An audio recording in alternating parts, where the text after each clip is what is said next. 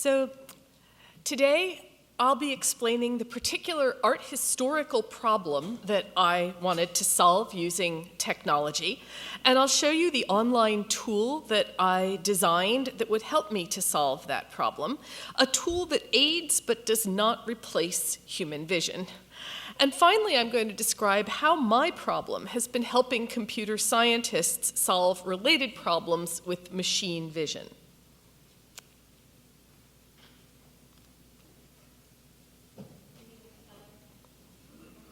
Oh wait, there, thank you. My original problem concerned repetition in the large body of work by Flemish painter Jan Bruegel. He and his workshop produced hundreds, even thousands of pictures that sometimes repeated small bits of imagery and other times repeated entire compositions. They used various technical and non-technical methods of replication to do this. The repetition was seldom exact. There were variations in outline, scale, color, arrangement, and so forth.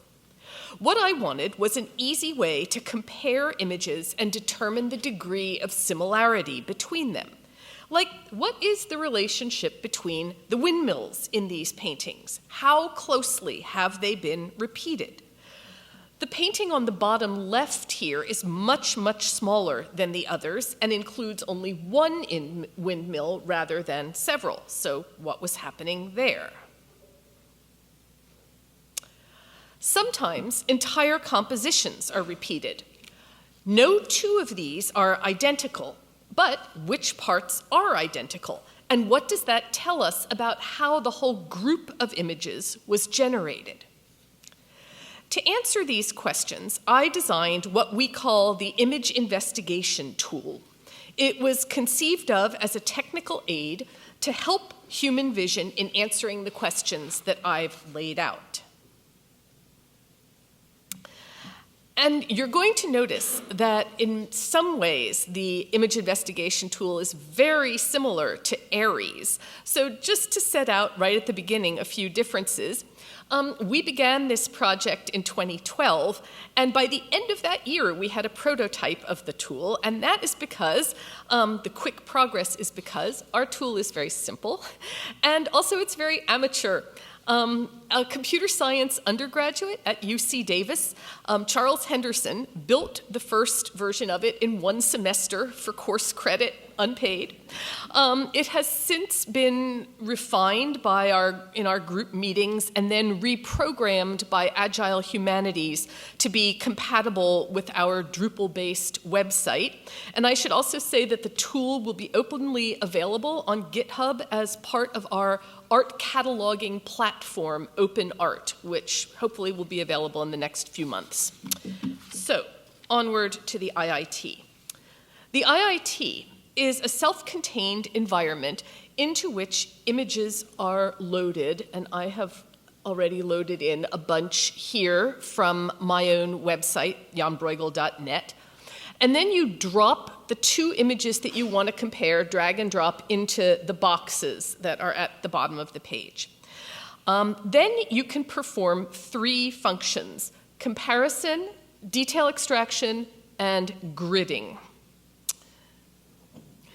Gridding is a simple but important guide for the eye to compare two images detail by detail.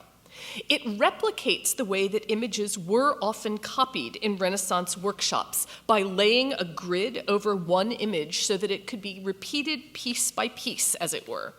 So gridding is very helpful in just allowing us to see basic degrees of similarity between whole compositions.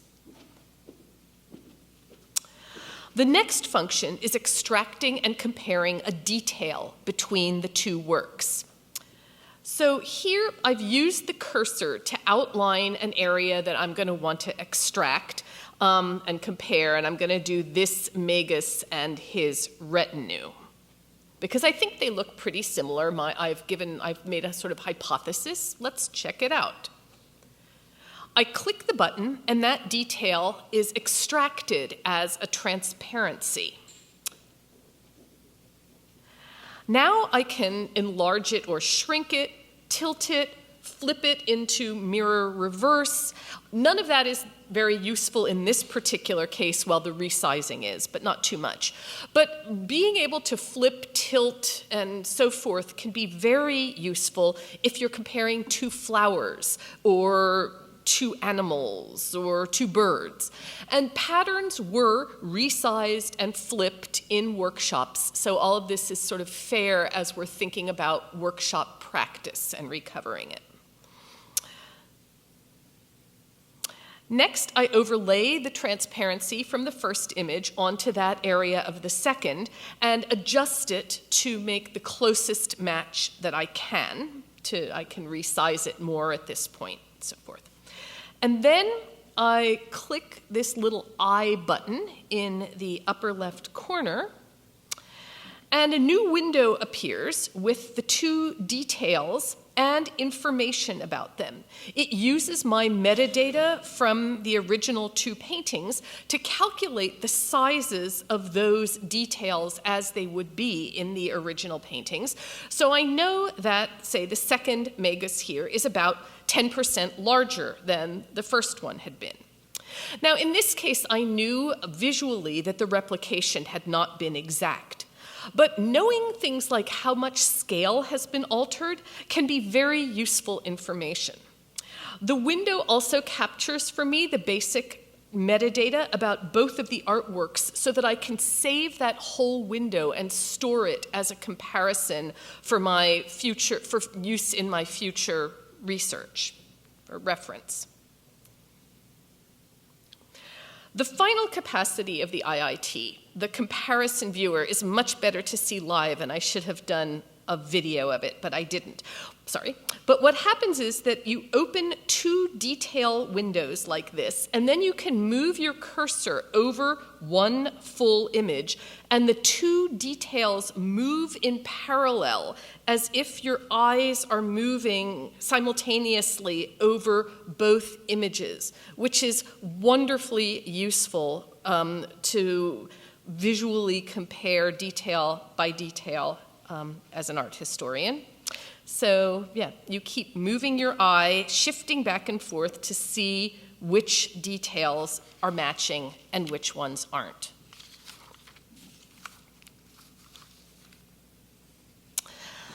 The unusual mixture of repetition and variation in our data set has turned out to be also useful to colleagues at Berkeley in computer science, who are using convolutional neural networks to train machines to recognize identical and similar visual forms in crowded image fields.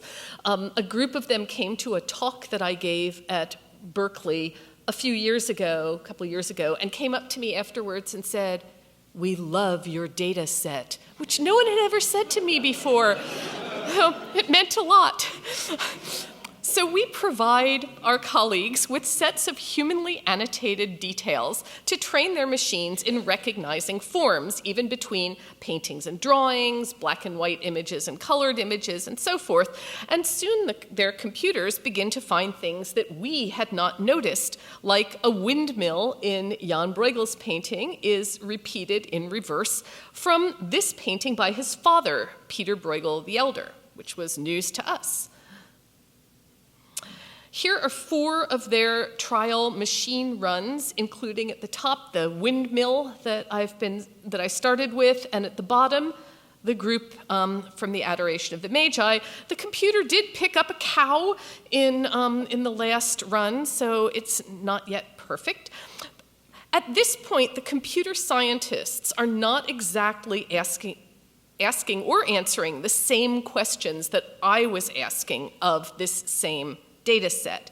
But the more that our dialogues continue, the more that each of us understands why the other's questions are interesting. And that's the great aspect of collaboration between art history and computer science as I have experienced it. Thank you.